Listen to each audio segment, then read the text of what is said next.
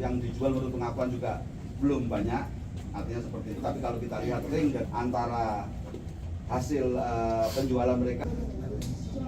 Bang, handphone bang. Angkat juga ya. Oke, thank you. Terima kasih ya.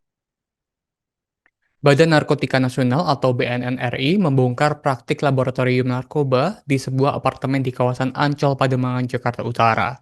Salah satu unit apartemen tersebut disulap untuk memproduksi narkotika cair yang diolah menjadi cairan rokok elektrik atau liquid vape berisi etomidet dan juga happy water yang dikemas dalam bentuk minuman berasa. PLT Deputi Pemberantasan BNN RI Brigjen Pol Budi Wibowo mengatakan, pengungkapan kasus ini merupakan penindakan penyalahgunaan narkoba di momen Natal dan Tahun Baru. Dan lebih lengkapnya terkait berita ini akan dilaporkan rekan kami, ada reporter dari Tribun Jakarta, rekan Gerard Leonardo Agustino. Rekan Gerard, silakan dengan laporan Anda selengkapnya.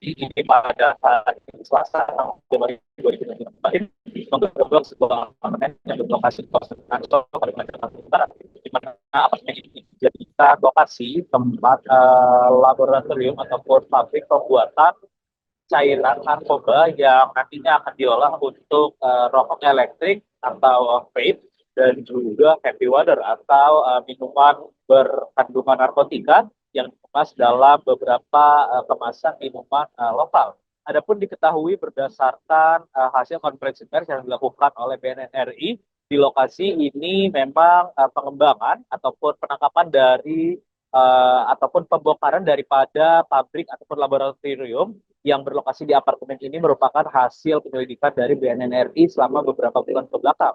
Dan memang BNN ini melakukan penindakan tepat pada momen Natal dan Tahun Baru 2026 ini, di mana pada tanggal sekitar 26 Desember 2025 kemarin BNN mendapatkan informasi yang semakin mengerucut pada adanya lokasi laboratorium yang dijadikan tempat pembuatan cairan narkotika. Dan setelah ditelusuri ternyata memang lab ini berlokasi di Ancol, tepatnya di sebuah apartemen yang dimana di lantai 11 apartemen tersebut di dalam salah satu unit kamarnya ini dijadikan tempat pembuatan cairan yang nanti cairan tersebut juga akan diolah menjadi liquid vape dan juga heavy water.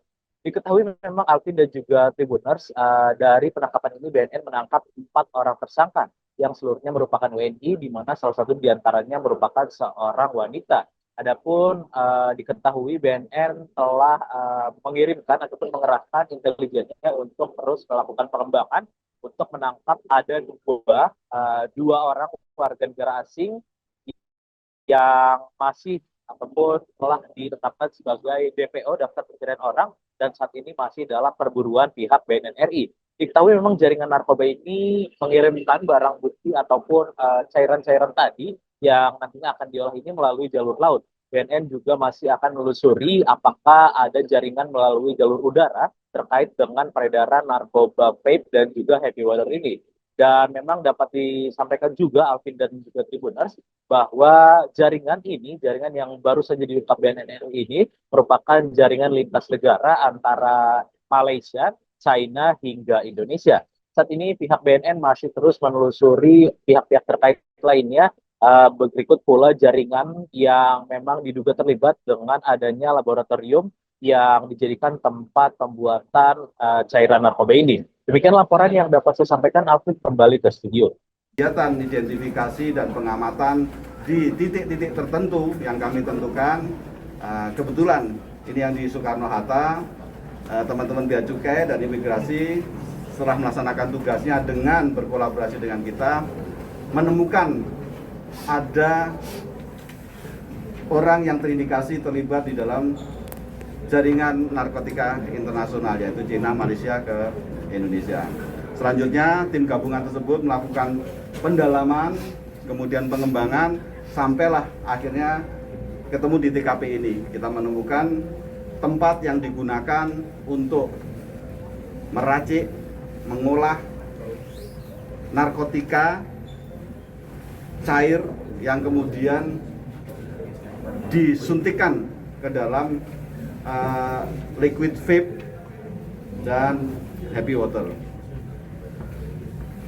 Petugas mengamankan 4 orang tersangka yang masing-masing memiliki peran. Ada peran sebagai kurir pengambil bahan-bahan, ada peran sebagai pengendali, ada juga peran sebagai pembiaya.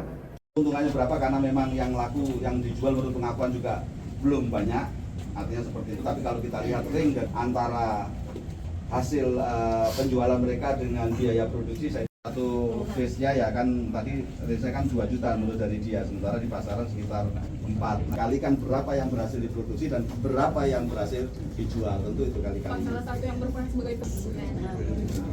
WNA ini statusnya di Indonesia sebagai kan tadi dibilang sudah ada yang dijual, Pak. Metode penjualannya itu bagaimana mereka? Melalui mereka yang sudah kenal sama mereka kan gitu, jadi ada yang bisa mencoba. Nah, sebenarnya berawal dari yang pertama itu sekitar tanggal 2. foto tersangkanya, Pak. Bapak izin kasih foto tersangkanya, Pak. Bapak, udah disuruh aja, Mbak. Pak, alang Pak. Mbak, nggak usah ditutup, Pak.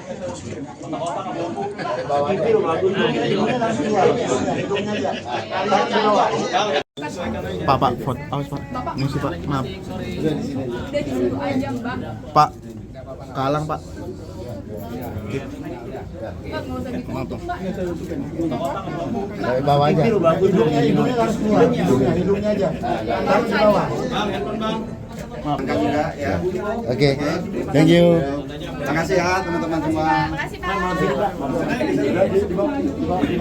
Ayo bawa sana.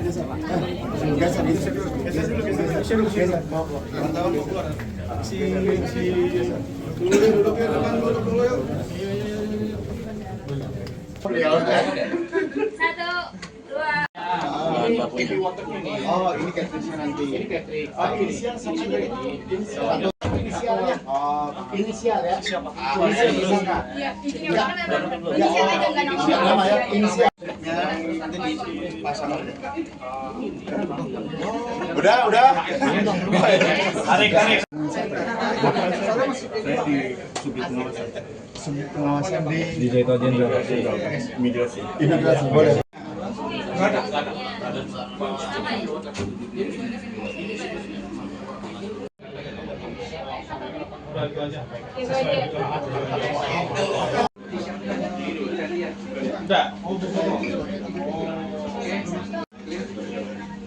Download Tribun X sekarang, menghadirkan lokal menjadi Indonesia.